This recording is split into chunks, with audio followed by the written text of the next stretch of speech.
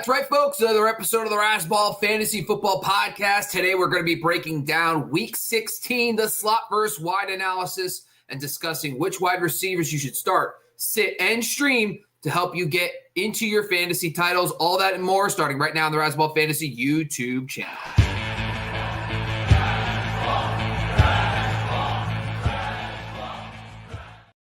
And once again, folks, joining me all the way down in Australia, it's Benjamin Wisely. You can follow him at Fantasy First Down. No O on Twitter. What's going on, Ben?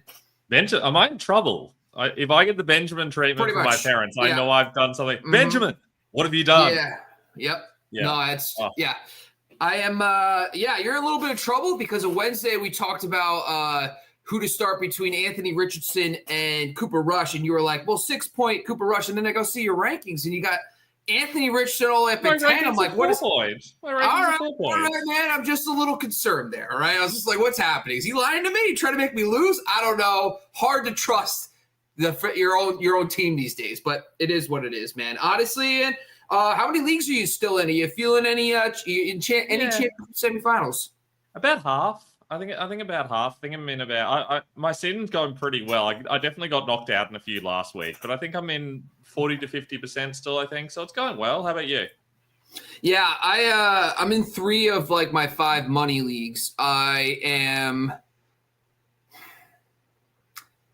a huge underdog in my biggest league. Like I am starting. Like when I tell you our start sits and streamer, like our show on Wednesday, that's like my team. Like like Kendre Miller's and, Jalen McLaughlin and Cooper Rush. And like, these are kind of like, cause I had like, I have like Isaiah Pacheco and I'm like, I don't really care to start him at all. Like I just, after watching last week with Mahomes a little banged up. Now, granted, listen, this is the week he's going to go, just like Gus Edwards, who just decides to score 2 touchdowns, breaks off a big run at the end of the game.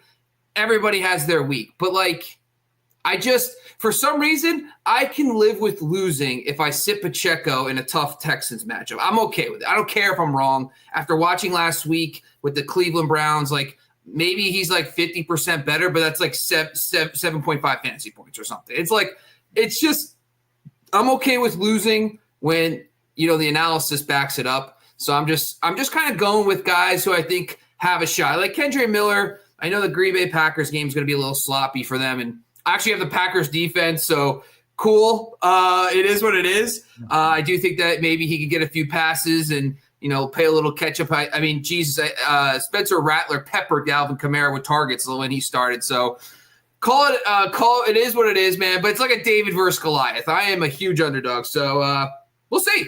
Hopefully today's show can make me feel a little bit better. We're going to talk some start, sits, and streamers for using our slot versus wide tool over on Razzball.com. If you haven't checked it out, on Razzball, we give you a free tool that helps you break out fantasy points that come from the slot and out wide by defense. It's a great tool to help you find out, where the fantasy points are being generated. And if you go to our wide receiver fantasy points scored tab, you can find out where your wide receiver gets their fantasy points. So it's a really fun tool to use whenever you can. We also have a bunch of other great tools and articles from all our great writers. Ben writes the slot versus wide article this week. But Ben, before we kind of get into the team by team matchups, was there a player that really kind of stood out to you when you did your slot versus wide metric this week?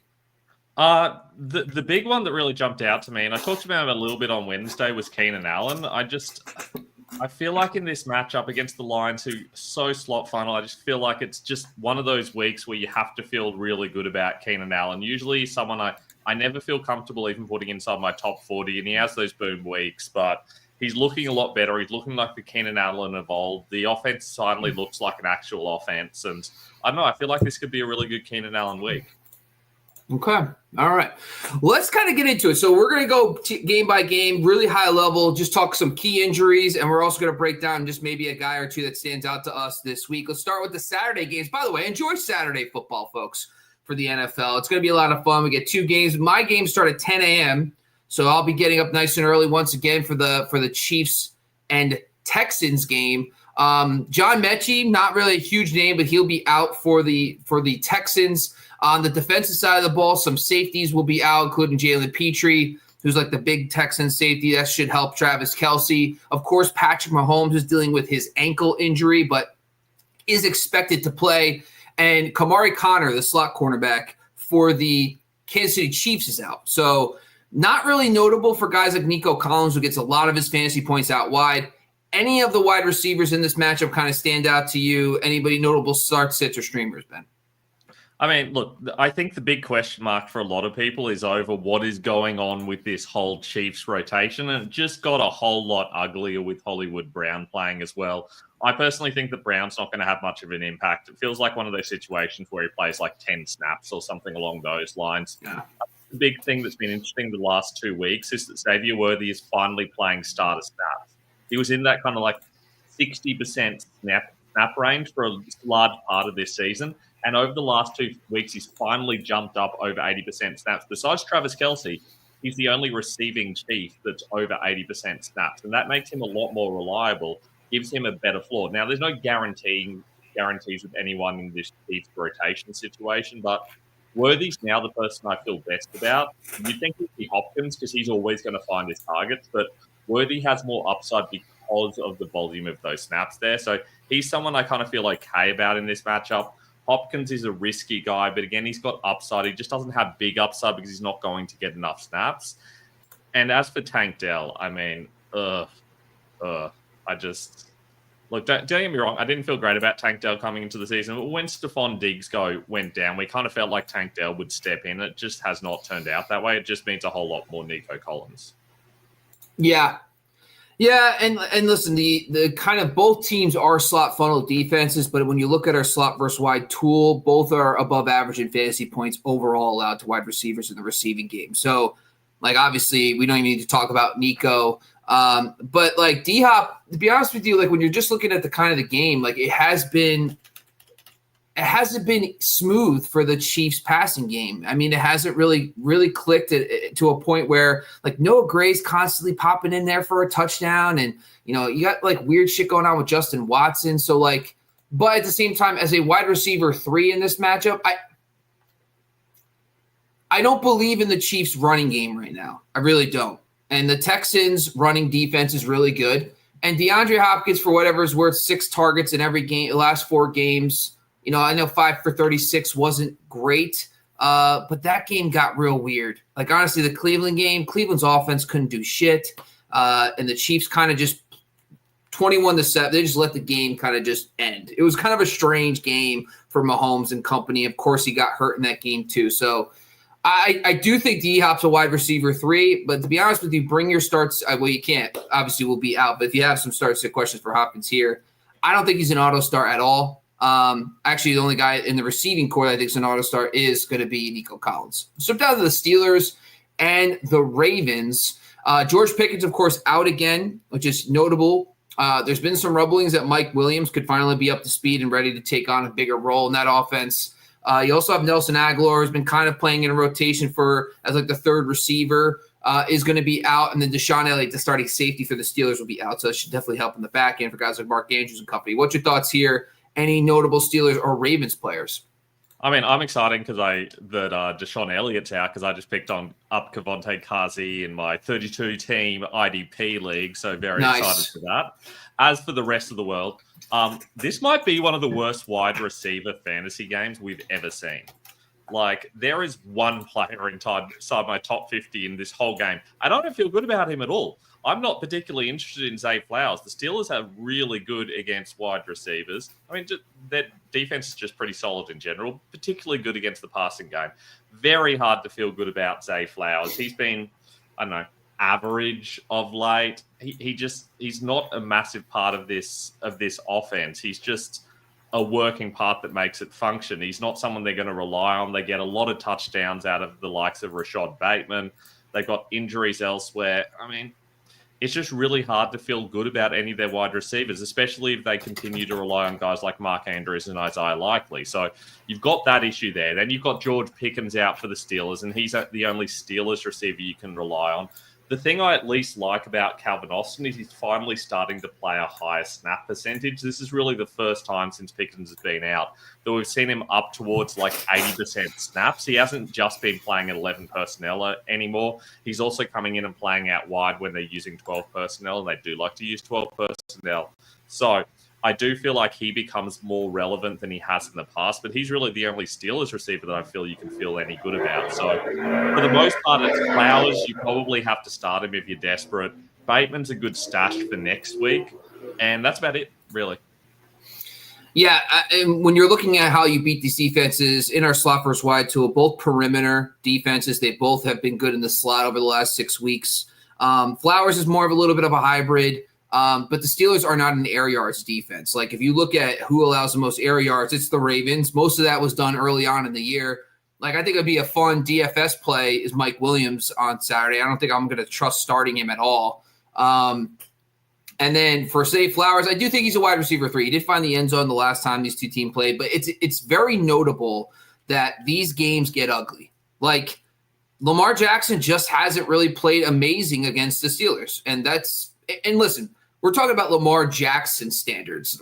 He's an elite quarterback, elite fantasy quarterback. When he faces the Steelers, he kind of falls back into that borderline QB1 number. So I think Flowers is definitely a guy. You could justify sitting him, but I don't think he's a must sit at all. Listen, the numbers say that he should get enough opportunities against the Steelers on the outside, so I'm not overly stressed about it. All right, Giants at Falcons. Just always love talking Giants. It's just my favorite time of year. Nothing really crazy except for the Penix thing, where Penix will get to start this week. And so if you watch the last 5 weeks of the Falcons, I think all of us can agree that just Kirk Cousins just right now doesn't get much worse. It was pretty bad.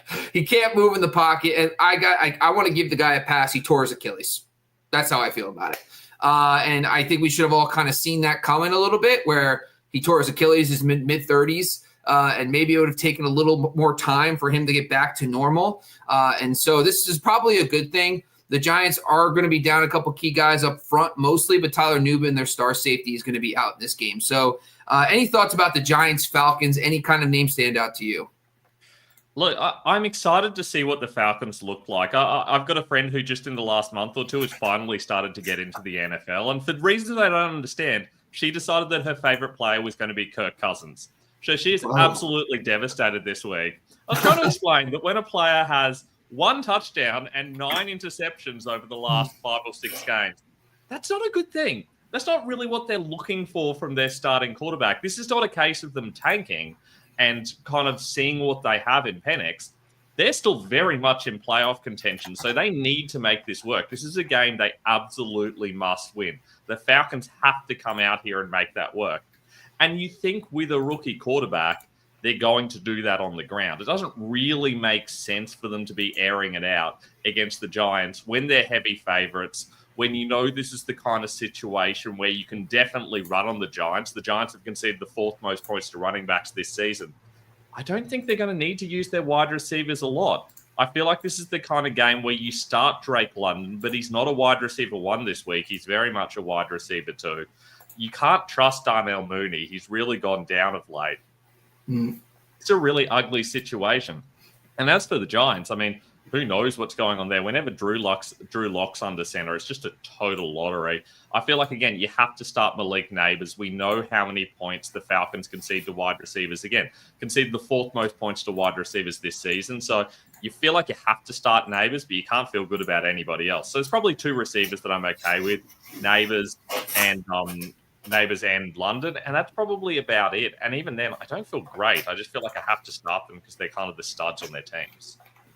Yeah, the Giants haven't really conceded that many fantasy points to wide receivers over the last 6 weeks, and part of that has to do with the fact that their offense sucks and that they can't stop the run. So, these are this kind of the things where when you're looking at our slot versus wide tool, they are a slot funnel defense, the Giants. They have been actually 40% of their fantasy points for the slot. That's a little bit above average. And Drake London actually does get a decent amount of looks in the slot. If you look at his targets in the slot, it's about a third to about 40% of his targets. And so, honestly, I think Drake London's a fine player, but it's hard for me to tell you what Michael Penix is going to be. I have no idea. I'm sorry, but, I don't know if Michael Penix is going to go out there and ball out. I mean, sure, he could. This is your fantasy semis. All I can tell you is if you have Drake London, you have to really evaluate your roster and say, is there a guy on the roster that I feel more confident in this week over Drake London. He is not an auto start in any means, but I do think he's startable. And Malik Neighbors has a smash matchup. I mean, the Falcons have been terrible. The problem is the quarterback play. Drew Lock is going to start this week, and so God, I don't really care. I don't really care that much. I think you're hoping for some volume. The one thing I will say, when you look at Drew Lock historically, when he last year with the Seahawks, his first start was terrible. His second start, he actually played okay. DK Metcalf played well in the second start. There's your justification if you want to start. There's your glimmer of hope for Malik Neighbors playing well. All right, Lions at Bears. A lot of injuries for the Lions. I think the most notable, of course, David Montgomery is going to definitely change the dynamic a little bit, but the Lions are at Chicago, and that's always been kind of an ugly game for the Lions. And then Charlton Davis, who's the star cornerback for the Lions, will be out. So definitely a big-time boost for DJ Moore and Rome Odunze. What's your thoughts about this matchup? One thing I wanted to add on the previous matchup, by the way, please stop asking me if you should start Michael Penix this week. No, you definitely shouldn't start Michael Penix this week. That is insane. It makes no sense to start a rookie quarterback in his first game. No. Anyway. Before you say anything else with that, my advice to everybody is this. If you, let's say, for example, Penix goes off on your bench, you're going to be like, that sucks. But like, hey, who would have thought? If he sucks in your starting lineup, you're going to feel like an idiot. And honestly, like, go play the players where if they fail in your starting lineup, you're like, well, it made sense at the time. I could justify starting him. If you go with Penix and you're like, I'm going roll the dice, there's nothing in the data that says you should start him. So if he goes off, great, good for you. But if he does not play well, or not even that, let's say he's just more conservative. Either he gets you like 14 points because it's a conservative style offense, whatever. You're still going to be pissed off. Like, you're like, why did I start this guy? I could have obviously started somebody else. So anyway, go ahead, man. Yeah, like you're right. Like, I think a good week for him is going to be like 200 yards and 1 touchdown. Like, if that happens, I'll be like, oh, he did pretty well. Like, We're not talking about a situation where we're going for 300 yards and 3 touchdowns. That's not happening in this game. There's no reason for that to happen because they can just run all day. Anyway, team that definitely can't run all day is going to be the Bears because the Lions are very good against the run and they remain a little bit weak against the pass. So I do think this is one of those situations where you definitely want to be starting your wide receivers for Chicago. DJ Moore is still a wide receiver too. He had that really wacky run where he was terrible at one stage earlier this season and he just couldn't be relied on. But he has started to come good. Obviously, against the Lions a couple of weeks ago, he had 16 targets for 97 yards and a touchdown.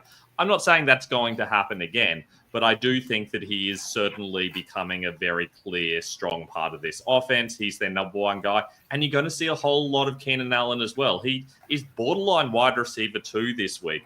He had 13 targets last week against the Vikings, and against the Vikings previously had 15 targets. So, look, he definitely shows up against weak pass defenses, and the Lions are one of those. He had 73 yards, and 2 touchdowns last time he faced them. So, for me, you've got to start DJ Moore, and Keenan Allen, nearly a wide receiver 2 as well. I feel like you kind of have to start him outside very shallow leagues. As for the Lions, Amon-Ra and Brown, I mean, look, he's a starter every single week. No surprises there. But Jamison Williams against the Bears, I mean, this is a really awkward matchup. They've conceded the 4th fewest points this season to wide receivers. I don't think I can touch Jamison Williams in this matchup. One of the Lions guys will have a good day, but we have no idea who it's going to be, and the rest will be terrible. And for that reason, I would rather avoid Jamison Williams if I can help it. The last one of interest is Rome Odunze, and I think he really has fallen back into that wide receiver 3 role in this offense. He's just not getting the targets or the snaps. He hasn't been over 50 yards in over a month, and they've had some really good matchups against the Vikings twice, against the Lions. He's had a couple of boom weeks, but they were in random weeks against teams that aren't even that weak against wide receivers. They just shut down the top guys. I don't think that's going to happen here. So Rome Odunze is someone that you shouldn't be risking. Yeah, it's just a different animal when it's in Chicago. When you see Jared Goff, road golf in December, like, you're going to probably see a much lower ceiling. And so the biggest thing that happened in the last game was they were in the dome. Goff and the Lions took a big lead, and the Bears came all the way back. And honestly, I just don't think that's going to be the game flow. I think this is going to be a much uglier game for Jared Goff. I don't think he's going to go off for couple touchdowns and 300 plus yards. I think he's going to be kind of annoying. Jared Goff's kind of earned a little bit of like, he's a good quarterback. He'll be fine. I'm not saying he's going to go for 125 and 3 interceptions, but I just think that the ceiling's capped. And to be honest with you, DJ Moore is kind of the only wide receiver for the Bears I feel overly confident in this week with the Charlton Davis injury. And the same thing goes on the other side with Amon-Ra. Like, I'm not – Jameson Williams, road – the Lions are very – home, you want to start these guys. On the road, that's where things get a little hairy, especially outdoors in December. So I think it's Amon-Ra and DJ Moore for me, and everybody else I'm going to try my best to find other. Keenan Allen, Bobby. We'll see. I think he's kind of it depends on who you're going to. Honestly, I'll take Jalen McMillan. You take Keenan Allen. We'll see how that one goes this week. I'll take the deep dart throw there. All right, Cardinals. Cardinals at Panthers. The big one is Xavier Legette is going to be out in this game. So Coker should really get a lot of looks in this matchup against the Cardinals. Any thoughts about the Cardinals-Panthers matchup? Ooh is probably my first reaction. This is going to be sloppy. This feels like the kind of game where you're going to see a lot of James Conner, especially because Trey Benson is out. I'm ranking him top 5 this week, which is crazy. A lot of Chuba Hubbard because you can definitely run on the Cardinals.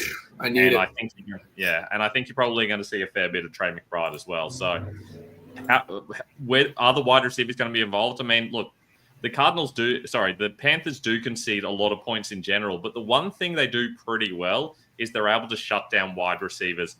Okay.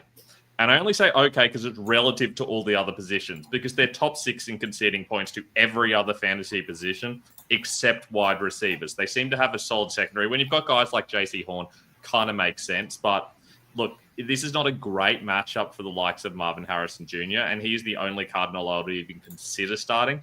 And he's been poor for ages. He had this awful run of games from about week 5 to about week 11 where every single matchup was like a bottom 10 wide receiver matchup. And he still managed to go off against the Dolphins, and he still managed to score a touchdown against the Jets. And I thought, this is really good news. He's going to go to Seattle and the Vikings and the Patriots, and he's going to look fantastic because they're such good matchups by comparison. And he hasn't got over 60 yards. He's still getting targets, but it's just not happening. They're not going to him. They're going to Trey McBride. It's like that meme with the kid drowning, and the kid drowning is like Marvin Harrison Jr., and Trey McBride's like being played with, and so is James Conner. And then, of course, there's Michael Wilson at the bottom of the ocean. Like, this is the situation we're talking about here. They're not using their wide receivers. So you have to start Marvin Harrison Jr., but you don't feel good about it. He's like a wide receiver 3 option. If you need a wide receiver 3, he's the guy, and you can't start anybody else, and you don't feel good about it. As for the Panthers guys, I mean, I guess it's Adam Thielen, but again, it's risky. You just kind of have to take that risk with Thielen. He is their number 1 guy at the moment. He's the guy that they can rely on. So I feel like you have to start Thielen. He has, 28 targets in the last 3 weeks. He's gone for like 250 yards in that time. He's been very efficient. They haven't even had the best matchups. He's just kind of making it work. So I think Adam Thielen is the guy to rely on in this game. And Jalen Colker, I mean, he's going to be their wide receiver too. And we've said all this stuff, and yet it'll probably somehow still be a David Moore game. Nice. I love it. I like Marvin Harrison because of when you look at who really beat it. First of all, the Carolina Panthers are an outside defense. You could beat them on the perimeter if you're going to beat them with any type of receiver. And then you kind of go through the guys who have beat them recently. It is these bigger, like, we talk about this a lot. There's like good defenses, but when they play the best receivers, they don't have the talent to keep up. And so in Carolina kind of reminds me of that. If you look at the guys, Lamb went off against them.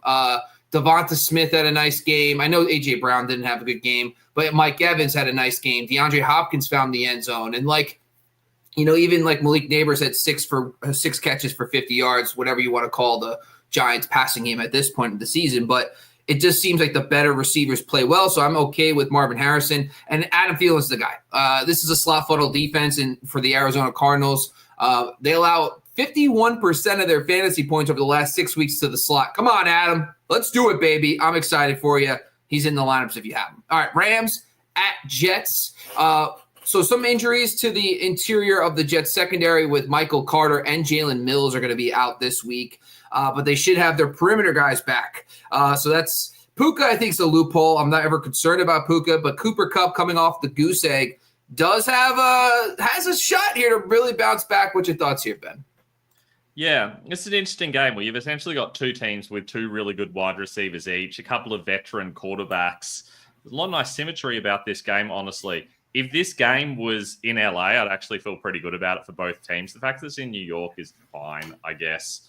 I feel like Aaron Rodgers has a good chance of having a solid game here. I feel like he's a solid streaming option as a quarterback. I feel like Matthew Stafford might struggle a little bit, but they're going to have to move the ball on the Jets somehow. So I feel like this is the kind of game where we could see some points, and I kind of feel good about starting all the stud wide receivers here. The over-under on this game is 46.5 points, which is the second or third highest of this week. So, look, this should be a game where the wide receivers eat. I would start any of the studs here. I'd definitely start Devontae Adams. I'd definitely start Puka Nacua. And realistically, Cooper Kupp and Garrett Wilson. They're close to being wide receiver twos at the moment, but I'm definitely starting them as well. As for the other guys in this game, no thank you. Yeah, the only thing so Stafford's a guy that I've been thinking about too, talking about. Last year they played the Giants, and he threw for 300 yards, but only 1 touchdown, 2 interceptions. And like I just feel like there could be just like a little bit of that going on in this game where they're playing in the Meadowlands. It's the wintertime. It's going to be pretty cold. But at the same time, like the Jets are a slothful on defense. For the love of God, they're missing 2 guys that play in the inside. Like Cooper Kupp should bounce back. Historically, he's been better against zone, and the Jets lean a little more man coverage, but still heavy zone. Everybody pretty much plays heavy zone these days. But so I think I would have to play Kupp as if you're starting a 3 receiver or a flex, he's probably there for you. And the same thing, you can't sit Adams. And honestly, Adams after last week, he's in your lineups. And the same thing goes for Garrett Wilson. It just seems like the more attention Adams is going to start getting, Garrett Wilson gets more one-on-ones, and I think they're going to be good. So I think you're right about all 4 guys being in your lineups. All right, Eagles and Commanders. Dallas Goedert, Noah Brown are the key injuries for the offenses in this game, but pretty much most of the studs will be active and ready to go. What's your thoughts here for Eagles Commanders? Yeah, it's one of those weird ones where these are 2 passing defenses that were truly appalling last season. I feel like these were like number 1 and 2 the last couple of seasons on points conceded to wide receivers. And all of a sudden, they're suddenly good. And they've been working on their secondary a lot. We know the Eagles went to town on the NFL draft, picking up guys like Cooper DeJean and Quinion Mitchell and things like that. And now they've got a really strong secondary. And they've conceded the fewest points to wide receivers so far this season. Meanwhile, the Commanders got rid of Emmanuel Forbes, started to bring in some proper cornerbacks, and all of a sudden they look solid there as well. So 2 teams that are a lot harder to pass on than they used to be. The good news for Commanders wide receivers is that it's also very difficult to do anything else against the Eagles. Their defense is just really good. They've conceded the fewest points to wide receivers, but also the second fewest points to running backs, the third fewest points to quarterbacks, the 6th fewest points to tight ends. The Eagles' defense is just really good this season. So for that reason, I feel like the Commanders will have to rely on their studs, and their stud is Terry McLaurin. We've seen that Terry McLaurin's been very good in games where they've been good. So I feel like Terry McLaurin is someone that absolutely must start because that upside is so huge. He's getting a large amount of targets. Now, the problem is that's the theory, but the only bust he's had in the last, since week 2 really against your Giants, was against Philly. Now, that was admittedly at Philly, but he had 2 targets. He went for 10 yards. He absolutely busted. It's the only time he's not been a top 26 receiver since week 2. Can we trust him again? I think you have to. I just think you have to assume that because it happened in one game, it doesn't mean it will definitely happen in the next. I feel like they're going to find a way to work around that and use Terry McLaurin. As for the Eagles, guys, I mean, you have to start A.J. Brown. I know you might not feel comfortable about it. He's not a top 5 guy like he was previously, but you still have to start A.J. Brown. And I think we've seen Devonta Smith be pretty good the last couple of weeks. If he's healthy, I feel like Devonta Smith is someone you can start as well. No shot I'm starting Terry McLaurin. I'm sorry. 1 catch, 10 yards. And honestly, if you look at our home road splits, he's actually better on the road this season. Honestly, I just feel like this is not a risk worth it to me. The second lowest fantasy points allowed out wide. McLaurin is not moved around the formation much. He basically plays on the left side of the formation, and that's what he does. And so it makes it a lot easier to cover him because he's not moved into the slot a lot. I don't believe the Eagles are going to allow Terry McLaurin to beat him like they did last time. I would say if I would rather start a guy like those guys like the Jalen McMillan types where I feel confident in the matchup. No Kate Otten. I would start them. I am not starting Terry McLaurin this week. That's just I'm out. On the flip side for the Eagles, you're not going to sit A.J. Brown and even Devonta Smith. I actually do want to pull up the Washington points allowed because how have duos played against the Washington Commanders? Yeah, I mean, Tennessee, New Orleans doesn't really matter. CeeDee Lamb and Tolbert played all right. Mike Williams found the end zone with Pickens.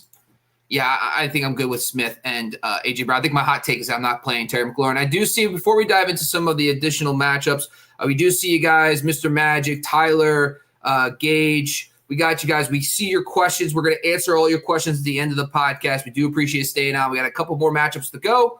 Let's break it down. Browns at Bengals. The Browns front, I mean, the Bengals front is a disaster. So I'd be curious, especially no Nick Chubb. You know, I don't know how much Jerome Ford's going to dominate on the ground, but it is notable the Bengals front is really banged up on defense. Greg Newsome, one of their better hybrid corners, is going to be out for this game, so that definitely should help T. Higgins and of course Jamar Chase to smash. Any kind of notable standouts? Of course, DTR is going to be starting. No Jameis. How are you feeling about Jerry Jeudy? I mean, look.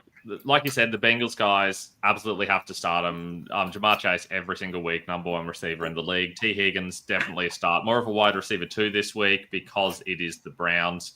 The Browns have conceded a lot of points this season, but they've kind of gotten a little bit better of late against wide receivers. As for the Browns, I mean, normally this would be a great matchup. The Bengals have conceded a lot of points to wide receivers. If you're going to attack the Bengals, it's generally in the air. This season, they've actually conceded the most points to tight ends this season, which is very interesting. But assuming David Njoku's out, you have to feel like they're going to have to use their wide receivers. And Jerry Jeudy, he kind of has to be the guy. I don't know what's happening with Cedric Tillman. I've been expecting him back for weeks, and he hasn't been.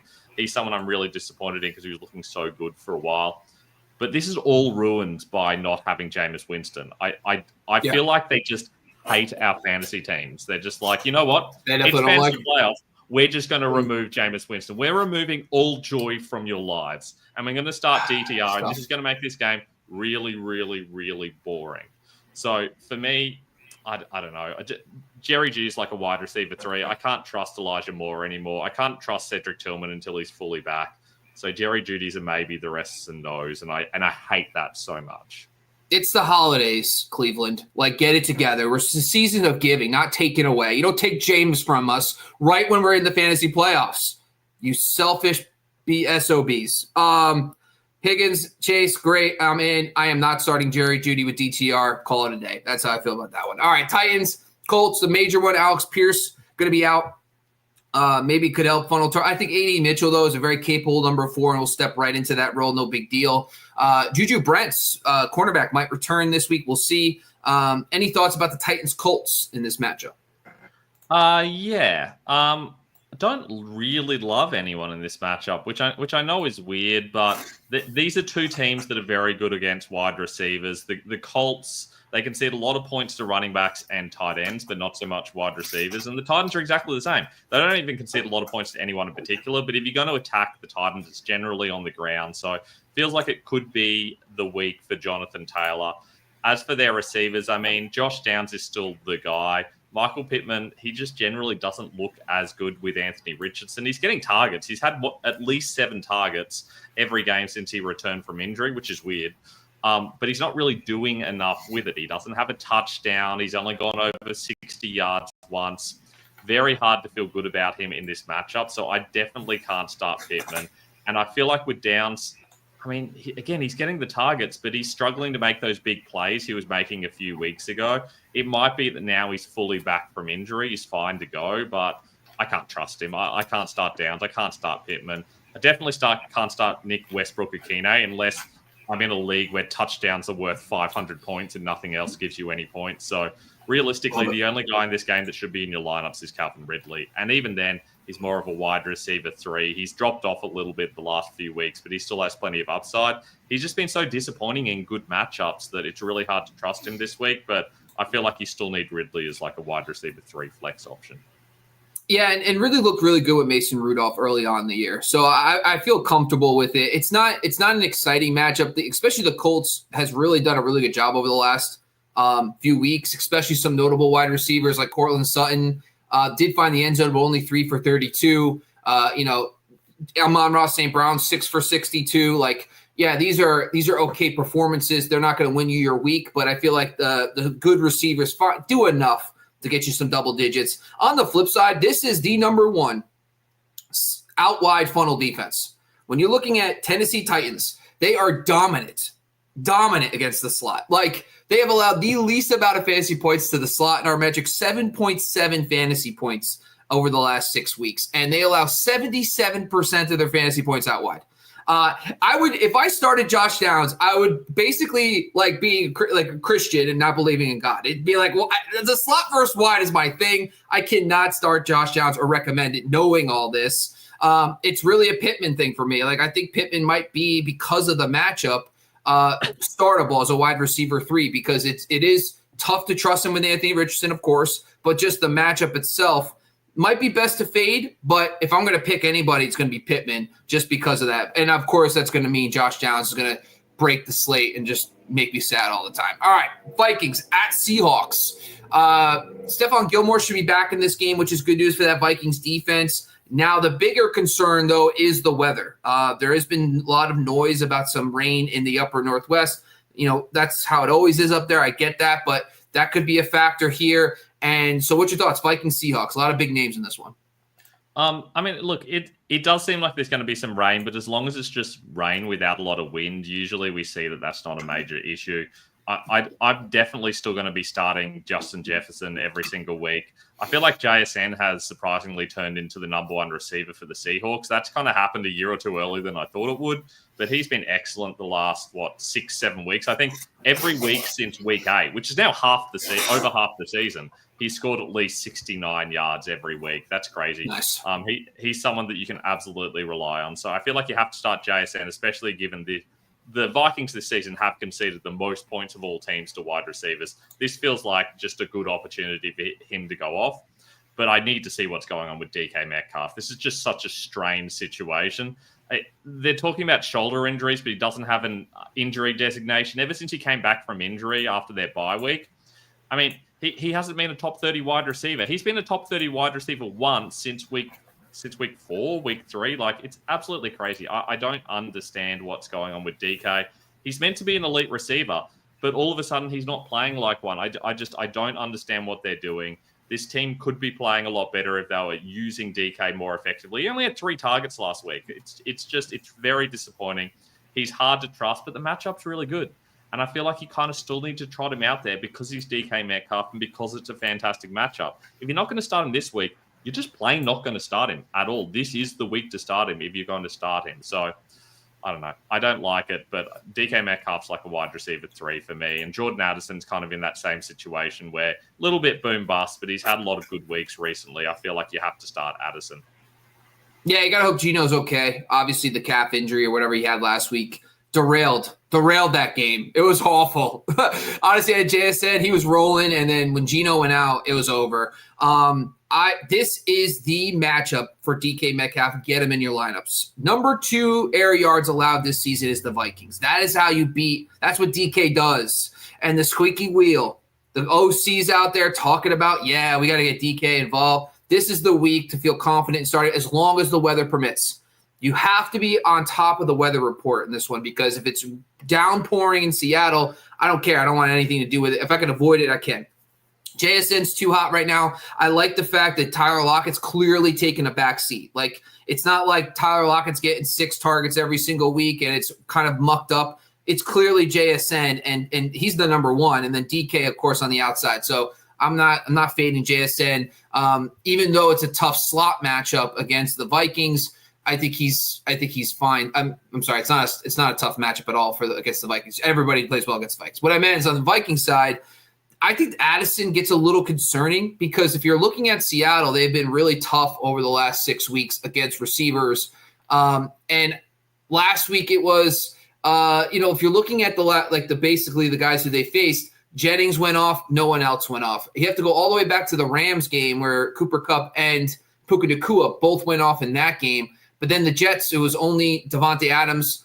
Garrett Wilson only had 5 for 41. Then you go to the Harrison and the Arizona game. Wilson found the end zone, but neither guy had a monster game. And then even last week, the Packers, Dobbs did find the end zone twice, but he only had 40 yards. I mean, I get that game got a little weird because of the injury to Geno, so I guess I'll give it a pass. But there hasn't been a lot of duos that really dominated them over this new stretch. So I would say Addison's proven to be good enough to be a wide receiver 3, but honestly, I think it's tougher to trust him with the improvement of that Seattle secondary. All right, Patriots at Bills. We do have Marcus Jones, slot cornerback for the Patriots, are out. That's good news for Khalil Shakir. Thoughts about this game, Bills, Patriots? I think I mentioned the Ravens-Pittsburgh game, and I said this is one of the worst wide receiver games we've seen. I'd like to take that back. This is the worst wide receiver game we've seen. This is awful. This is just awful. Khalil Shakir is someone that you can I don't want to say rely on, but compared to everyone else, he is absolutely unbelievable. He's a solid wide receiver 3 option, but you can't trust anyone else. I don't know why Buffalo traded for Amari Cooper and then made him run 15 routes in 70 snaps. Like, what are we doing here? Like, this is an elite wide receiver, and you're barely using him. It makes absolutely no sense. I don't understand what's going on. They're rotating their outside wide receivers. They got Keon Coleman, who is an elite wide receiver. They're not, like, elite rookie wide receiver. They're not using him at all. We're seeing a whole heap of Mac Hollins who can't even wear shoes. Like, I don't know what's going on. This is such a weird situation. Just avoid all of the Bills that aren't Khalil Shakir. You can't trust them in your fantasy playoffs. And you can just never trust any of the Patriots guys. Like, the Patriots guys are like wide receiver 7s. Like, we don't talk about that, but we do rank all the way. Like, I rank well past 100. And the Patriots guys are like in my wide receiver 7, wide receiver 8 area. It's awful. It's absolutely awful. Kayshon Boutte's the only guy that's interesting because you can attack the Bills through the slot. But even then, I mean, I'm Demario Douglas because you can attack through the slot, but I don't know. I'm not interested. Not at all. Only Khalil Shakir to me is the guy I can trust here. Demario Douglas is interesting, but the game should be in the teens. And honestly, this is a road game. Drake May has played a lot better. I know he played well last week against Arizona in the sense of like his last 2 games, he had a very fluky interception. One of them was on the goal line. So, we might have a whole different viewpoint of him. I think he's playing very well, but he's on the road in Buffalo. I just want to give him more. I'm going to wait till next year to worry about that. I'm going to just fade that matchup if I can, and I think Khalil Shakir is the only guy you want to worry about. Jags Raiders, this one's good because we have Aiden O'Connell back, so hopefully that helps the offenses a little bit. Evan Ingram is out, of course, the tight end that puts Bretton Strange in there. Obviously, it seems like Jacoby Myers and also Brian Thomas, pretty solid matchups. What's your thoughts here? I mean, there's 2 receivers in this game, 1 for each team, and you should be starting both. Brian Thomas, he's made it inside my top 12. Like, he is a guy that I trust this week. He's been very good the last 4 weeks. He's a very talented player. We knew that coming out of the draft. If he could just put it together, he was going to be fantastic. The Raiders, earlier in the season, they were a very tough team to attack out wide.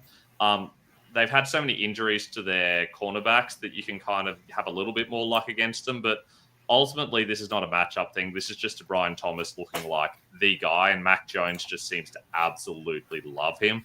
As for Jacoby Myers, I mean, there's only 2 weapons for the Raiders at the moment, especially now that Sincere McCormick's out. It's Jacoby Myers and it's Brock Bowers. And against the Raiders, you can definitely score points. So these guys are going to score points. Third most points conceded against wide receivers. You're going to see Jacoby Myers have some success. He's someone that I feel confident about starting as like a very low-end wide receiver too. I agree on Myers, and I like him a lot this week too. Let me ask you this. Zay Flowers or Jacoby Myers? Jacoby Myers. Devonta Smith or Jacoby Myers? Jacoby Myers. Jordan Addison or Jacoby Myers? Jacoby Myers. All right, let's do Brian Thomas. Garrett Wilson or Brian Thomas? Brian Thomas. Amon-Ra St. Brown or Brian Thomas? Ooh, St. Brown. Okay. All right. Yeah, that's it's going to be tough to sit Brian Thomas this week. He's absolutely awesome, and he's probably in your lineups, and I agree with Jacoby Myers as well. All right, 49ers, Dolphins, no Garendo. The 49ers are going to pick some random guy off the street, and he's going to rush for 100 yards. Don't worry about it. Trent Williams continues to be out, but the biggest name is Jalen Waddle being out of this game. Really should hyper-focus targets over to Tyreek Hill and Jonnu Smith. What's your thoughts here, Ben? Yeah, Patrick Taylor season, hey? This is a weird it. situation in San Fran. Look, you're going to see George Kittle have himself a game, and we'll just see what happens outside that. It's so messy against Miami. They've got such a they're so strong against wide receivers, and they do shut down the pass really effectively. So you'd have to expect that the ground game is going to be effective. I feel like that kind of forces Debo into the game a little bit. I think Debo's going to get a lot of carries, a lot more than we expect now that they're really down all of their reliable running backs. I don't think they can rely on Patrick Taylor the same way that they have on their top 4 guys now that they're down to number 5. So I don't know. I feel like Debo is someone that you can feel okay about, especially in a non-PPR, maybe at a half PPR. But gosh, he's still like a wide receiver 3 at best. Even though they tried to force him into the game last week, they gave him like 7 targets and a couple of carries. He still couldn't do anything with it. He hasn't been over 22 yards in 5 weeks. It's awful. I don't understand what's going on with Debo. Can't feel good about him. And Juwan Jennings, I mean, he's okay. Like, I feel fine about Juwan Jennings. He's like a low-end wide receiver too, is like really their only reliable weapon now. And that's like an insane thing to say, but he really is. Meanwhile, Tyreek Hill, I mean, you've got to start Tyreek Hill. Tyreek Hill, Jonnu Smith, and Devon Achane are the 3 guys I feel really good about in this game. Yeah, I would say Tyreek Hill's in. He's kind of like that Puka Nacua vibe that, how Nacua played against San Francisco last week. Kind of similar, not the similar player, but I think they kind of could attack the defense similarly. On the other side, Juwan Jennings, I know last week was a tough one. But Miami, like, if you're looking at the last few weeks, I know Nico found the end zone twice, only 4 catches for 17 yards, kind of fluky. But then the week prior, Adams went off and Wilson.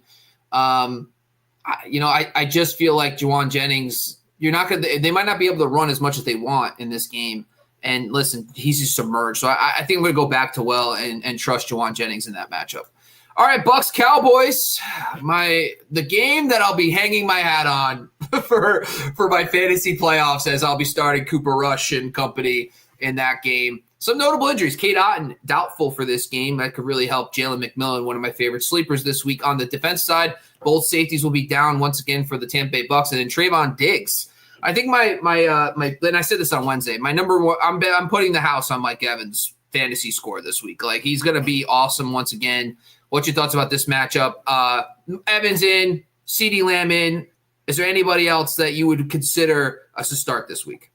Yeah, Evans an absolute smash start. Lamb, feel really good about him as well. I mean, look, I know you love Jalen McMillan. I'm just going to let you talk about Jalen McMillan. I agree. And as for everyone else, not really. But just take it away. Tell us about Jalen McMillan.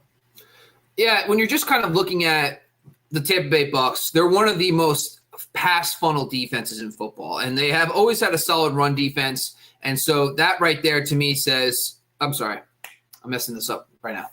Anyway, just forget everything I just said. I'm totally thinking about the wrong thing. I'm talking about Jalen McMillan versus the Cowboys. Whatever. If he would have versus his own team, he would be amazing. Yeah, right. It would be even better, right? No, I just totally messed that whole thing up.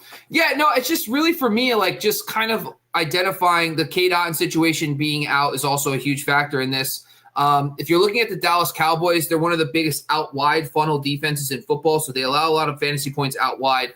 But it's more like the only thing that worries me a little bit is that when you watched Jamar Chase a few weeks ago completely dominate, Higgins didn't do much, right? And so I just have a hard time believing that, like, the Cowboys are just going to let Mike Evans do that as well.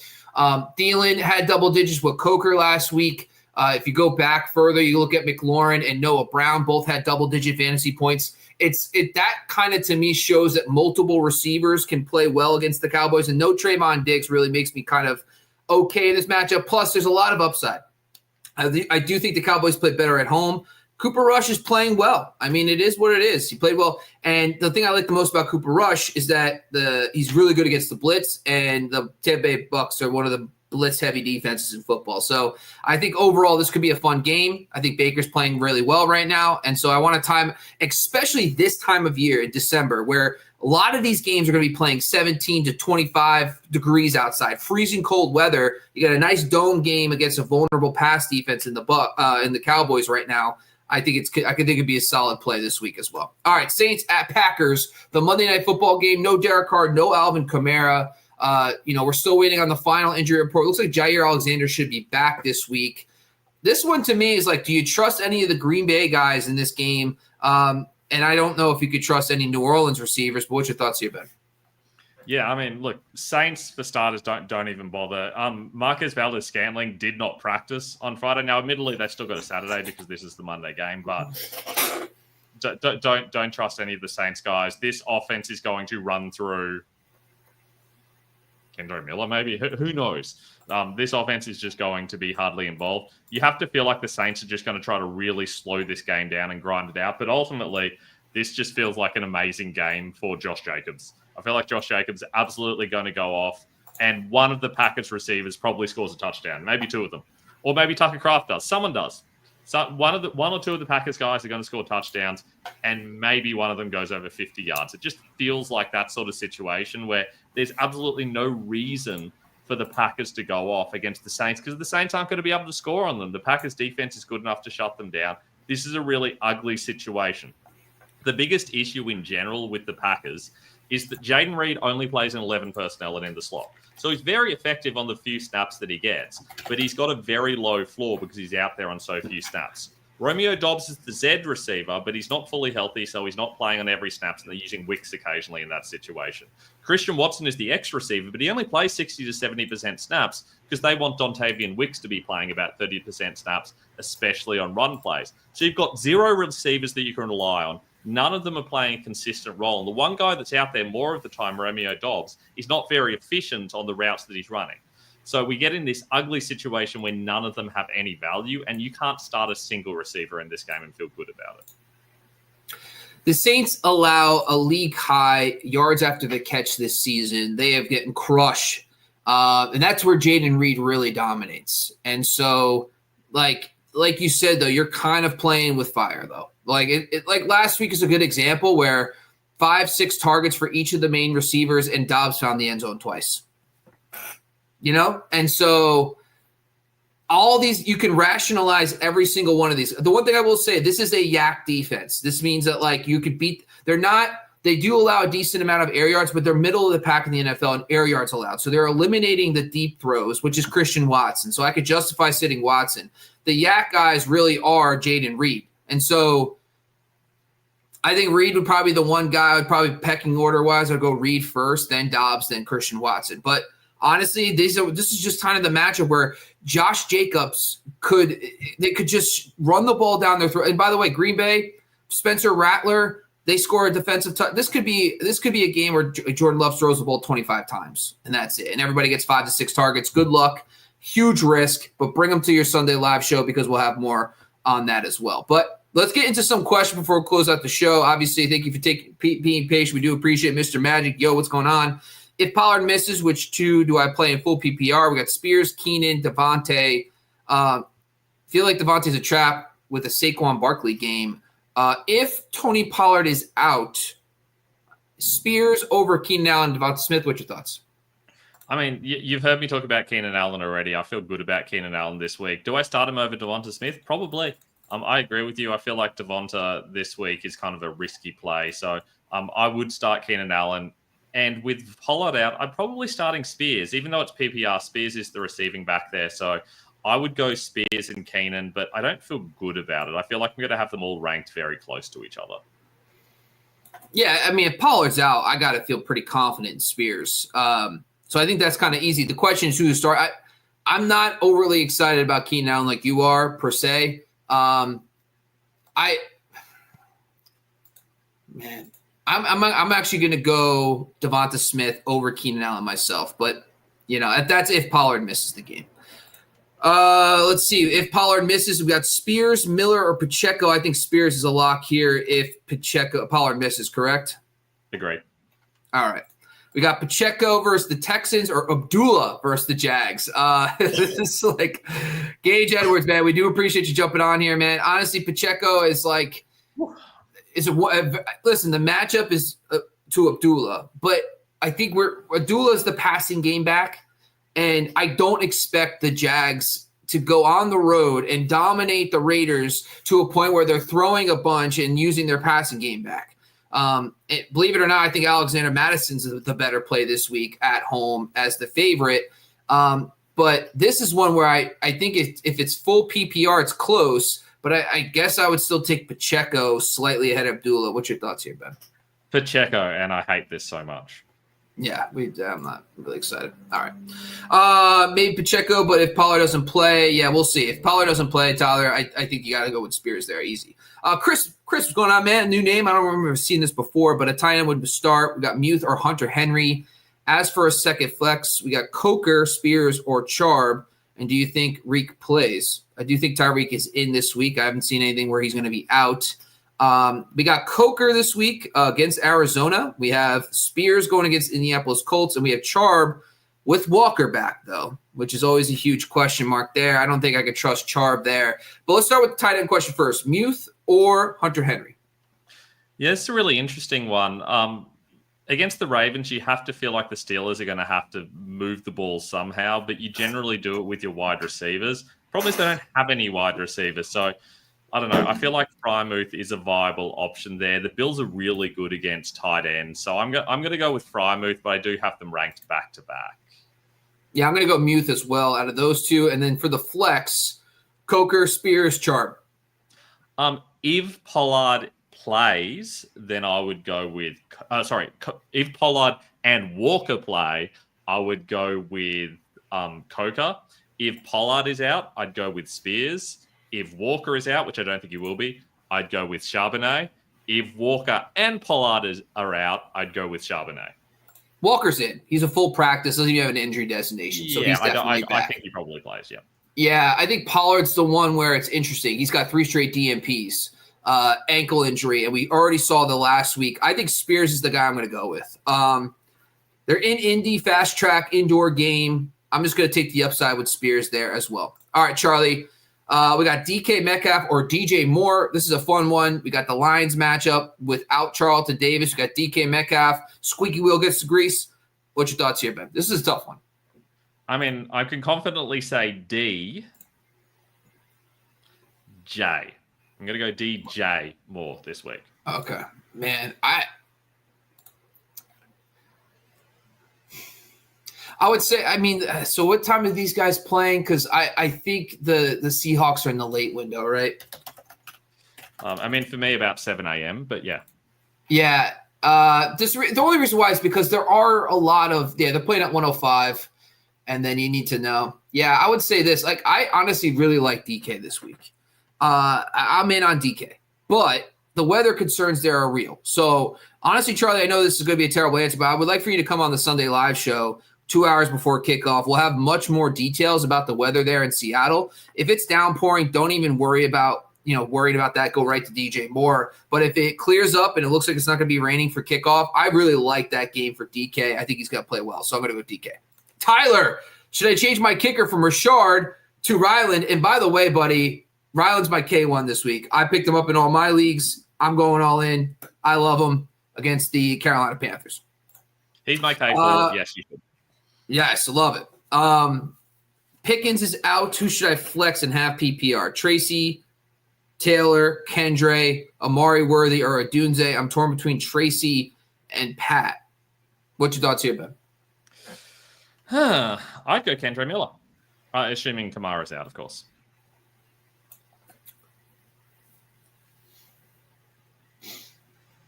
I'm going to go Tyrone Tracy. Yeah, Ooh, that matchup.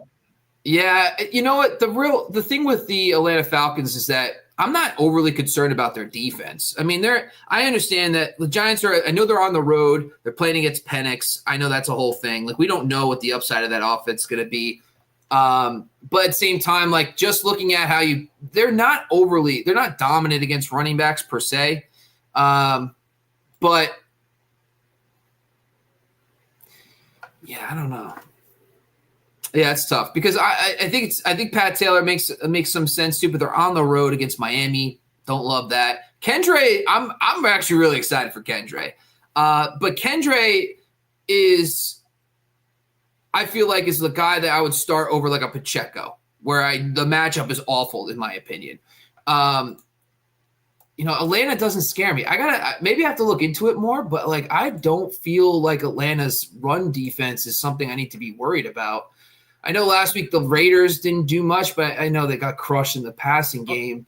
Minnesota, yeah, Aaron Jones, 13 for 73 and 1 touchdown. Then they faced the Chargers. Then they faced the Denver Broncos. Then they faced New Orleans. I know, and like it's just, yeah, I'm not scared off. I'm gonna go Tracy. I'm good with it. All right, Dylan.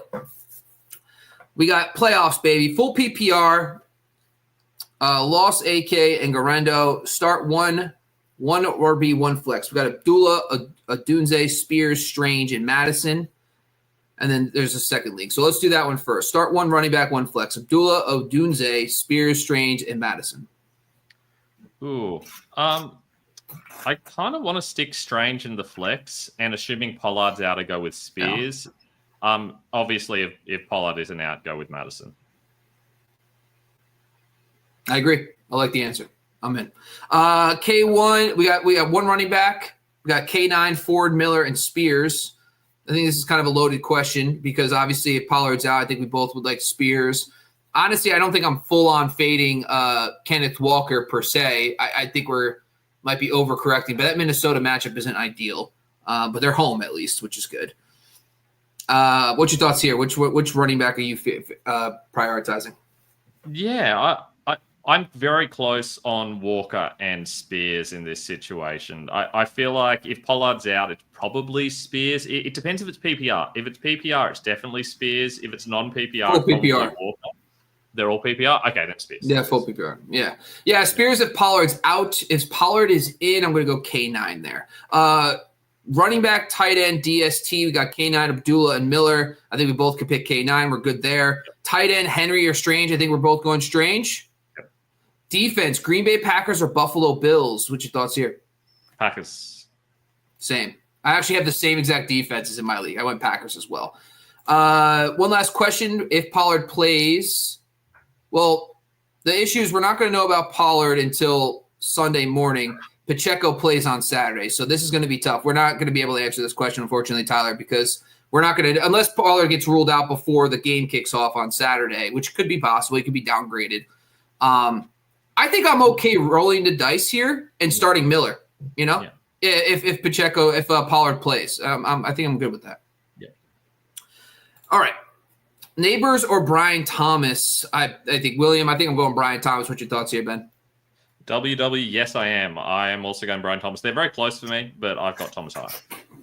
Yeah, Mr. Magic, this is a good question. If I have Kamara, do I drop him? And honestly, I don't really – this is a hard question to ask because, if you need to play a guy right now, you need to go pick somebody up, go for it. But if a stash, I don't really know if there's going to be a week 17 stash. I would say bring your entire lineup to Sunday because I do think that's an important distinction. I would like to know what's on the waiver wire, what you need. Do you want to pick up a defense proactively for week 17? Because Kamara, I don't think he's coming back. I just don't. What's the point of bringing him? It's starting to come out that it's more serious than they thought. And their season's is basically done. So I don't think he comes back this season. What's your thoughts here, Ben? Yeah, look, there is a lot of buzz that this is something significant. I can't imagine a situation where he plays again. But having said that, what do you need that roster spot for? You've probably got 5 or 6 bench spots. You don't have any bye weeks coming up. You can't have that many injury issues. I can't imagine. Are you rostering extra DSTs and kickers? And if so, what are you doing? I don't see why you would need to drop Kamara at this time this season. I think you probably just hold him for one more week just to see what happens, unless we get some really clear news that says something like he is shut down for the season. All right. Ben, before we close out the show, tell everybody where they can find your content before we close out. Hey, you want my rankings? ffdfantasyfootball.com. You want my content? Check me out on Instagram at the Fantasy First Down or on Twitter at Fantasy First Down with no O. Or you can check out my channel where I kind of go through my rankings in more long form stuff. I'm always happy to answer any of your questions. And as always, check out my articles over at football.razzball.com. This one was a long one, folks. We do appreciate you staying on, Ben. Obviously, once again, this is the Razzball Fantasy Football Podcast on the Razzball Fantasy YouTube channel. Jump over to razzball.com. We have a bunch of great tools, and go check out all the great writers and all the great content we're putting out right now. I want to thank my co-host, Ben Wazza. Go follow him at Fantasy First Down. And as always, if you have a little extra time on your hands, go follow me at Bobby Lamarco on Twitter. We are out of here.